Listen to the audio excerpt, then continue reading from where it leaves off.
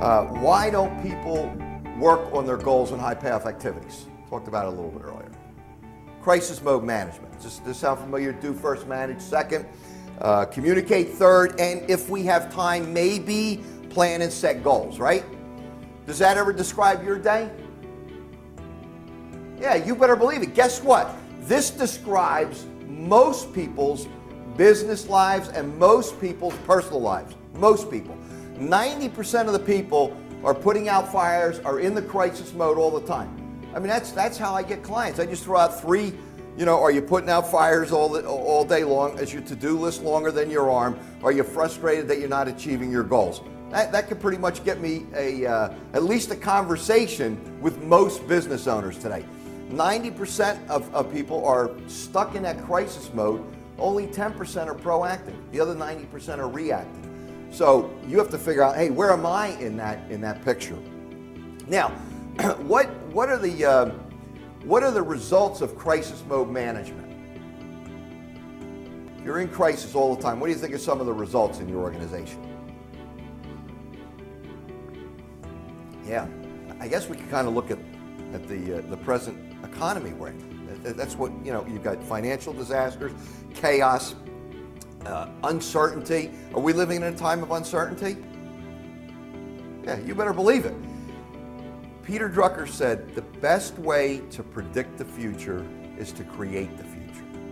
First time I heard that, I said, come on, how do you know what the future, how can, simple one-liner, right?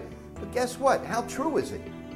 If I'm writing my goals and every day I'm focused on going where I want to go and I'm filling my head with how am I going to get this goal? What team do I need? What resources do I need? How can I create a bigger and bigger future for myself, right? If I'm constantly looking at that and trying to figure that out, no matter what the future holds, what do you think my odds are of getting to where I want to go? Because every day I'm working towards that goal, right? I don't know what the future is going to hold. None of us do. But I'm not going to give up on it. I'm going to say, you know what? This is where I want to go. This is the team I think I need to surround myself with. I've reinvented my business. I was in the gun and ammunition business, selling them to independent dealers throughout the country for 25 years. I've been in the growth improvement, catalyst improvement business for 12 years. I have reinvented my business time after time after time again. I'm constantly learning, I'm constantly looking at different ways to think so that I can change my attitude, so that I can change my actions, so that I can get better results. Because if I do what I always did, where am I going to be? Where I was 10 years ago. I don't want to be there. I want to have a bigger and greater future in front of me. I want my future always to be bigger than my past. You ever go to your high school or college reunion and you talk to the old football star or some of the guys, and what are they talking about? That one big game, right? Yeah, they're still living that one big game. When I threw the pass or caught the pass or I did this, I hit the home run. That won this. They're living in their past. They're 40, 50, 60 years old. They're still talking about that game. I'm 58 and I'm talking about the best part of my life is in front of me. Absolutely, man. Every day that I get up and I look down, there's no chalk line around my body. I know it's going to be a good day. So my future is always bigger in front of me than in the past. I don't look back, and I would highly recommend, write this down, don't look back unless you want to go that way. Keep looking in your future. What are we going to do to create the kind of future we want? Like we had a friend, old guy, basically, he's saying, you're not going to be old. The scenery never changes. It's a great, yeah.